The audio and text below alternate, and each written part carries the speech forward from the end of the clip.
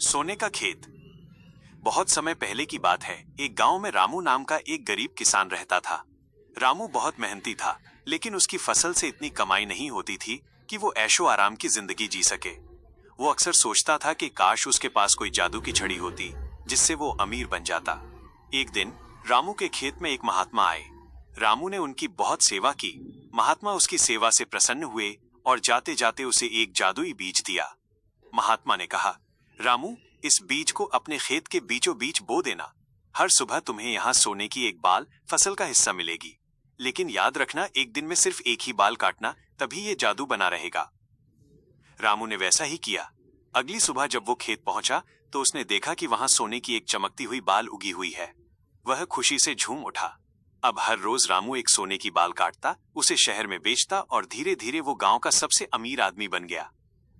लालच का जन्म। जैसे जैसे रामू अमीर हुआ, उसका लालच बढ़ता गया। उसने सोचा, हर रोज एक एक बाल काटने में तो बहुत समय लग जाएगा। अगर मैं इस खेत को पूरा खोद दूं, तो शायद जमीन के नीचे सोने का पूरा भंडार या सोने का पेड़ ही मिल जाए। फिर मुझे रोज रोज खेत आने की जरूरत नहीं पड़ेगी। अपनी पत्नी के मना करने के बावजूद रामू एक रात कुदाल लेकर खेत पहुंचा। उसने उस जादुई जगह को पागलों की तरह खोदना शुरू कर दिया। उसने पूरा खेत खोद डाला, लेकिन उसे नीचे सोने का कोई भंडार नहीं मिला। परिणाम, अगली सुबह जब सूरज निकला तो रामू ने देखा कि वहां न तो कोई जादुई बीज बचा था और न ही सोने की बाल।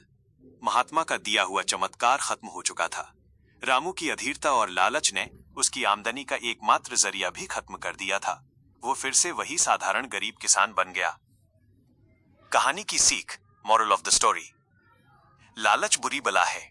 सीख, जो इंसान थोड़े में संतोष नहीं करता और रातों रात सब कुछ पाने का लालच करता है, वो अक्सर अपना बचा कुचा भी खो देता है।